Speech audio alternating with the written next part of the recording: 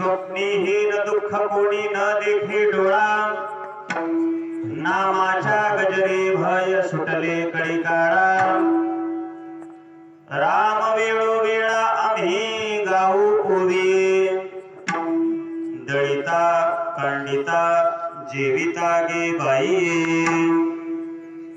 तुका म्हणे रामे सुख दिले आपुले, तुका म्हणे रामे सुख दिले आपुले।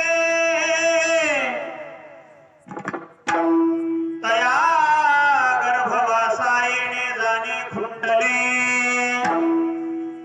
राम वेळोवेळा आम्ही गाऊ होई, दळिता खंडिता जीविता गे बाई। विठ्ठल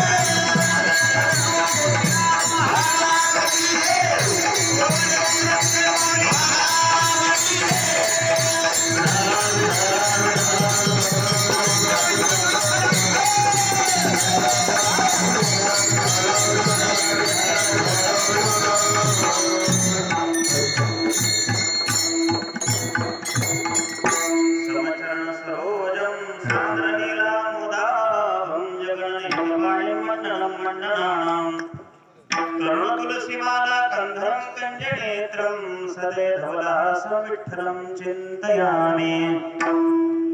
मनोजवमारुततुल्यवेगं जितेन्द्रियं बुद्धिमतां वरिष्ठं, वातात्मजं वानरयुद्धमुख्यं श्रीरामदूतं शरणं प्रपद्ये। रामो राजमणिः सदा विजेते, रामं रमेशं भजे। रामेणाभिहता निशाचरचमो, रामाय तस्मै नमः। रामन्नास्ति परायणं परतरं, रामस्य दासोऽस्म्यहम्। रामे चित्तलय सदा भवतु मे, भो राम मामुद्धर। प्रथम नमन करो गणनाथ, नमन करो गणनाथ।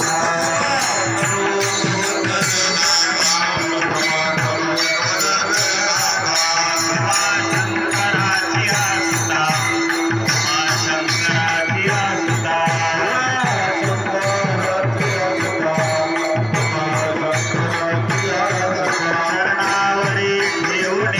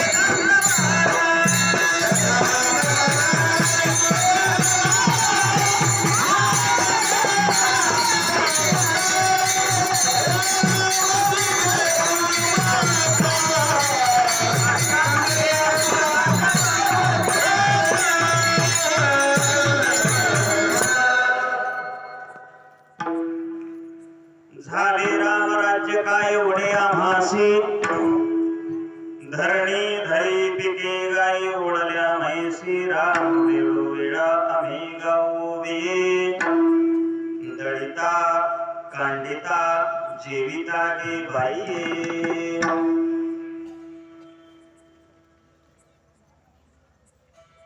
सेवेला सुरुवात करण्यापूर्वी आजचा हा परिहार म्हणजे अनेक वर्षापासून चालत असलेला हा अखंड हरिनाम सप्ताह श्री संत मोतीराम महाराजांच्या कृपेने चालत असलेला अनेक वर्षापासूनचा हा सप्ताह आणि आजचा हा सप्ताहाचा प्रथम दिवस आणि आज सगळ्या जगाला हेवा वाटावा असा हा आजचा दिवस म्हणजे रामनवमी. एक सांगू का, सगळ्या हिंदुत्वाचा एकतेचा दिवस म्हणजे रामनवमी. विठ्ठल विठ्ठल.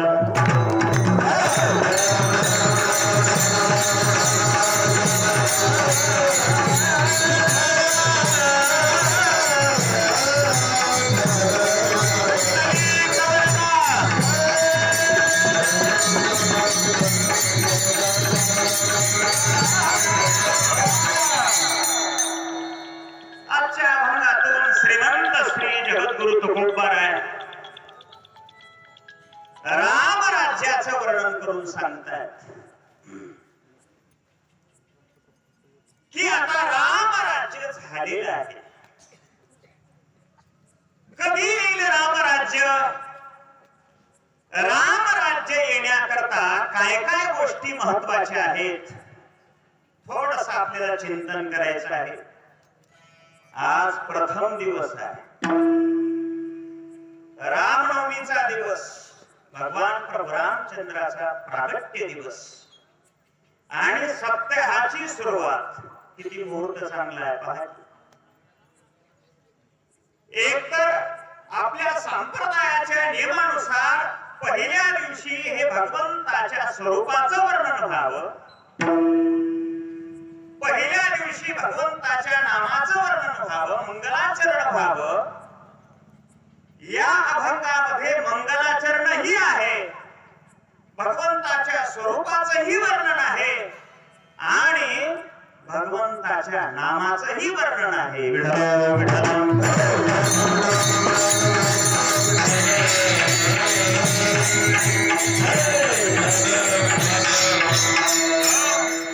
म्हणून हुशारीनं हा अभंग आज निवडलेला आहे. लक्षात घ्या. श्रीमंत श्री जगद्गुरु तुकोबाराय आज राम राज्याचं वर्णन करून सांगतात. राम राज्य काय आहे? राम राज्य ज्या राज्यामध्ये कशाचीच कमी नाही, ज्या राम राज्यामध्ये दुःखाचा लेश नाही, ज्या राम राज्यामध्ये आनंदच आनंद आहे ते राम राज्य. आणि तुकोबाराय बोलतात आता काय झालेलं आहे? राम राज्य झालेलं आहे, आनंदाचं झालेलं आहे. मी तर असं म्हणेन तुकोबारायांनी कलियुगामध्ये अवतार घेतला आणि तुकोबारायांना नक्की ठाऊक होतं की माझा अयोध्येचा रामलला एका झोपडीमध्ये राहत आहे. आणि त्यावेळेला तुकोबारायांनी ही भविष्यवाणी करून ठेवली की बाबांनो घाबरू नका, येणाऱ्या काही दिवसामध्ये, काही वर्षानुवर्षानंतर एक ना एक दिवस माझे राम प्रभू भव्य दिव्य मंदिरामध्ये स्थानापन्न होतील. टाळी वाजवूया. आणि ते सगळं स्वप्न आपल्या हिंदूचं काय झालेलं आहे? बोला की पूर्ण झालेलं आहे. आनंदाचं वातावरण, सगळीकडे गुडघ्या तोरणे, करीती कथा गाती गाणे. काय माझ्या प्रभू रामचंद्राचा उत्सव सगळीकडे चाललाय पहा. आणि त्या अयोध्येच्या नगरामध्ये माझे प्रभू रामचंद्र थाटा माटामध्ये विराजमान झाले. भव्य दिव्य अशा प्रकारचं मंदिर झालेलं आहे. ते तुकोबारायांना भविष्य ठाऊक होतं, म्हणूनच या अभंगाची रचना. विठ्ठल विठ्ठल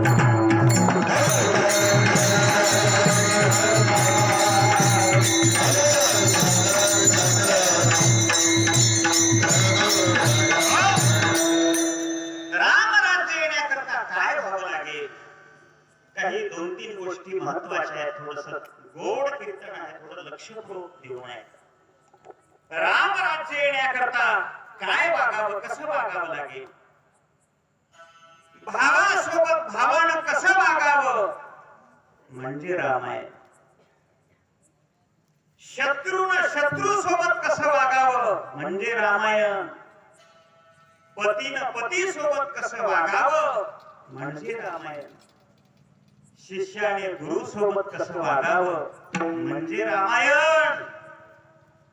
आईनं मुलासोबत कसं वागावं, मुलानं आई सोबत कसं वागावं म्हणजे रामायण. सगळ्या गोष्टी शिकवणार आहे ते रामायण. विठ्ठल विठ्ठल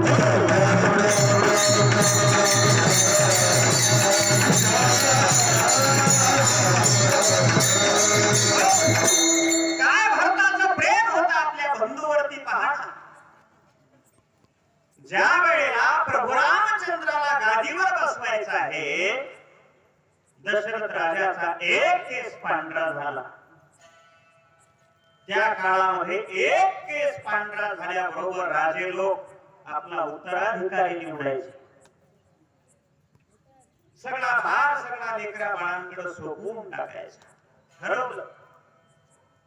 आताचे दशरथ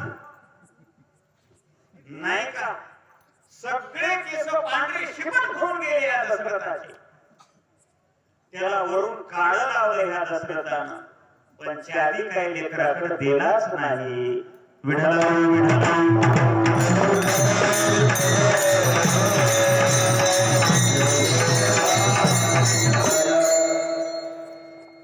मरायला टेकतील आमचे माणसं,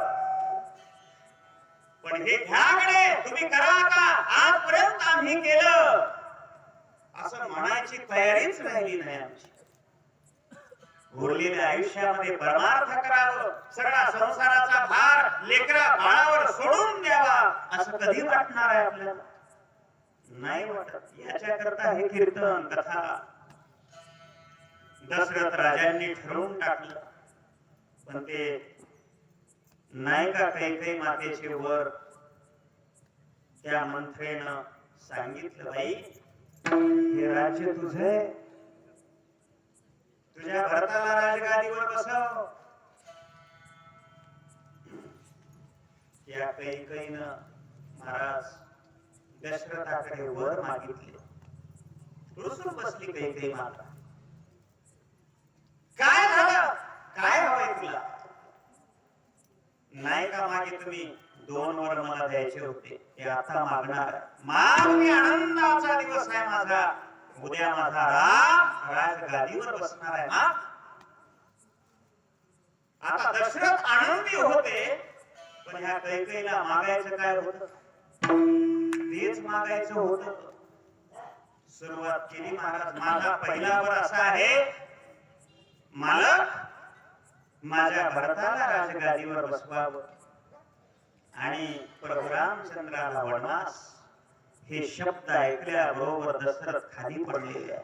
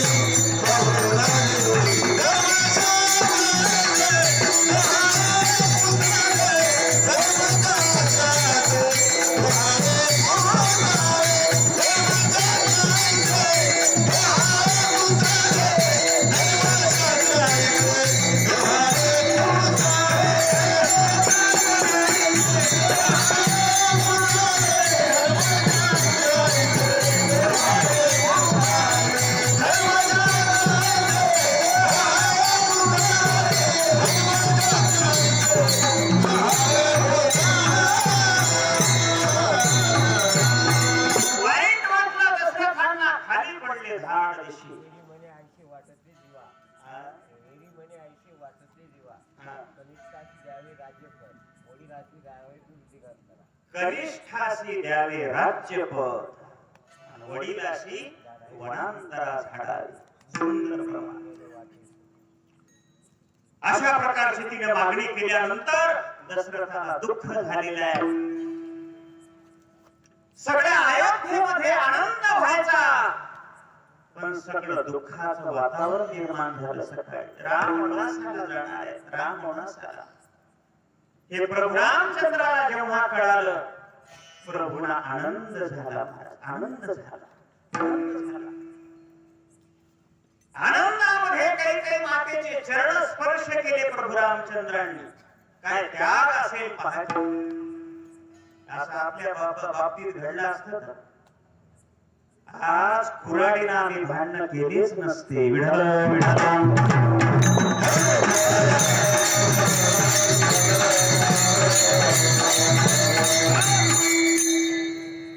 वल्कल धारण केलेलं आहे. सोबत लक्ष्मण भैया निघाले.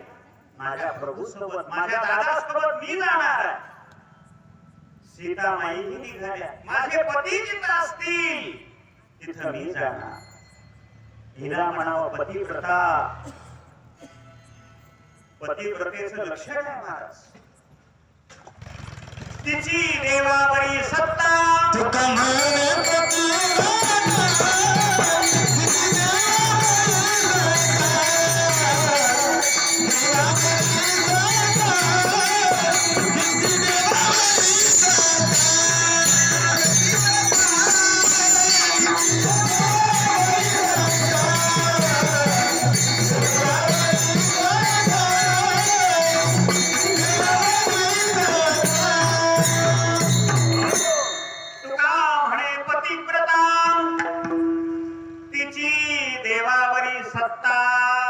पतिव्रतेचा अधिकार फार मोठा सांगितलेला.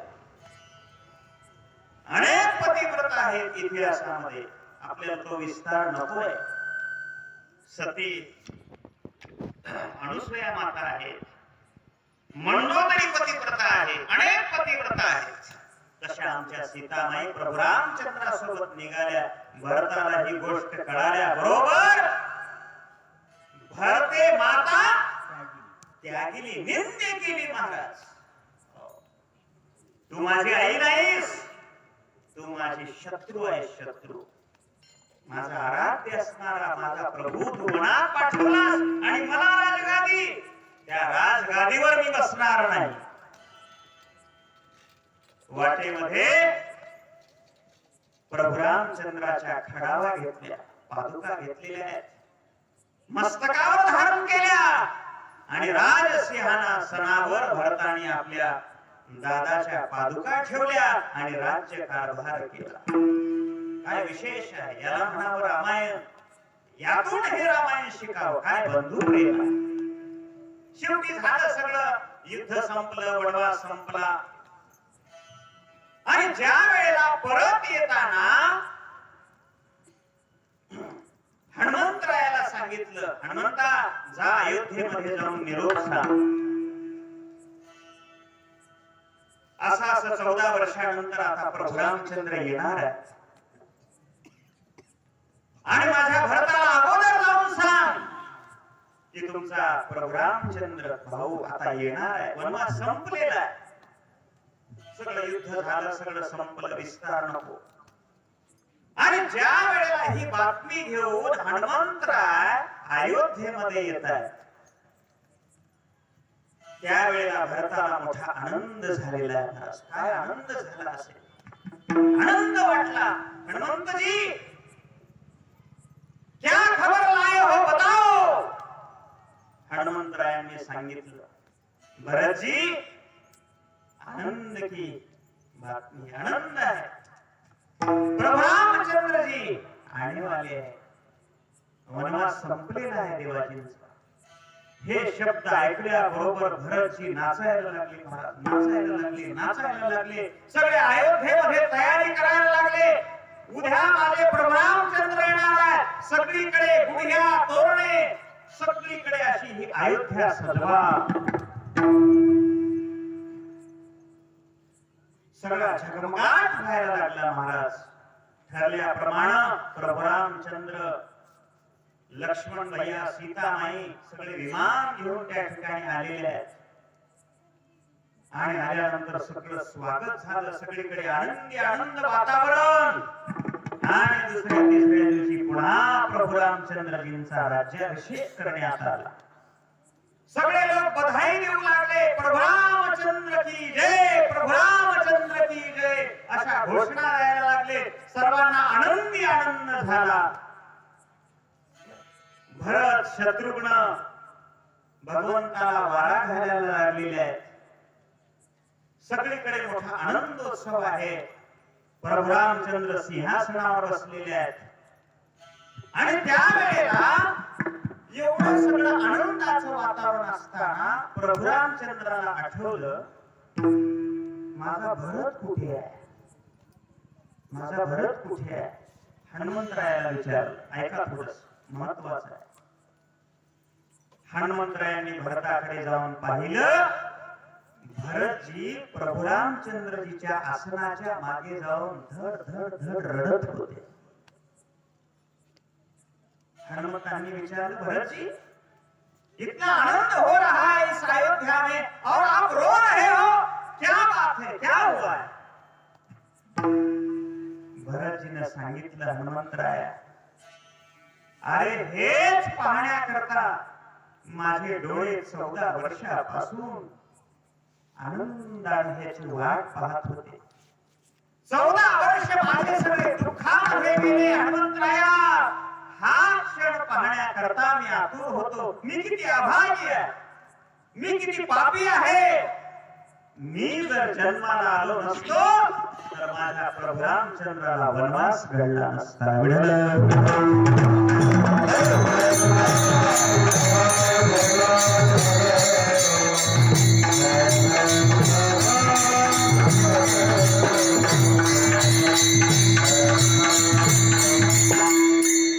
दुःख जात भरते दोषा, दोषणा कुणाचा, पराधीन आहे जगती पुत्र मानवाचा, दोषणा कुणाचा.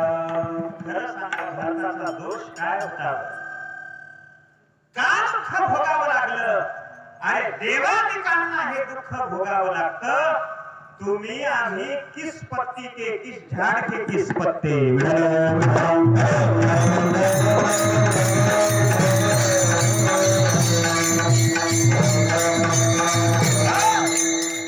रडायला लागले भरतजी. महाराज, प्रभू जवळ आणलं भरतांनी. हनुमंतरायांनी भरताला घेऊन आले आणि प्रभू रामचंद्रजीला सांगितलं, भरतजी रडतायत. भरत, रोना नाही भरत. अरे तुझ्यासारखा भरत जर माझ्या डोक्यावर छत्र धरणारा असेल तर मला काय कमी आहे. किती आनंद आहे पहा, प्रत्येक गोष्टीमध्ये किती आनंद आहे. म्हणून हा आनंद अयोध्येमध्ये त्यावेळेस साजरा झाला. त्याचंच वर्णन तुकोबार आहे अभंगाच्या प्रथम चरणामध्ये.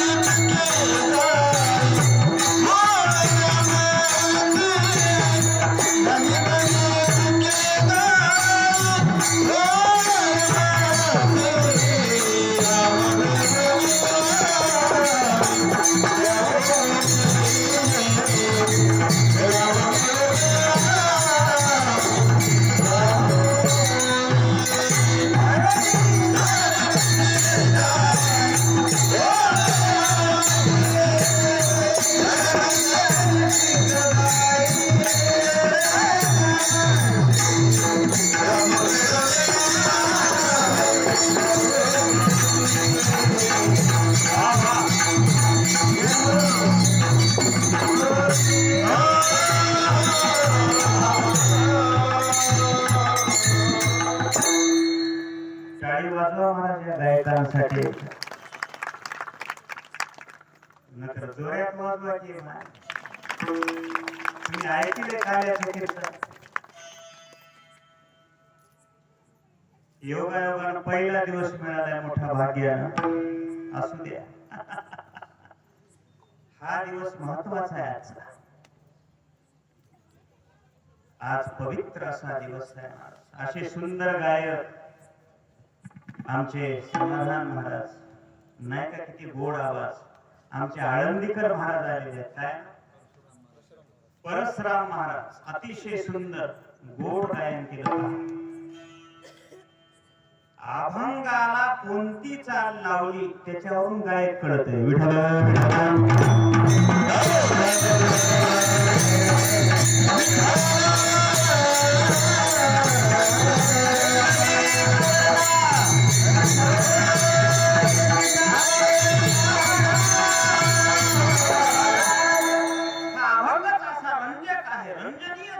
सुंदर चाल झाली पाहिजे नसलं तर एका गावामध्ये हा अभंग योगायोगाने घेतला होता कशी चाल म्हणली गायकांना सांगू काय तुम्हाला तुम्ही बोला की काहीतरी सांगू की नाही माता मला सांगू हो म्हणाय की नाही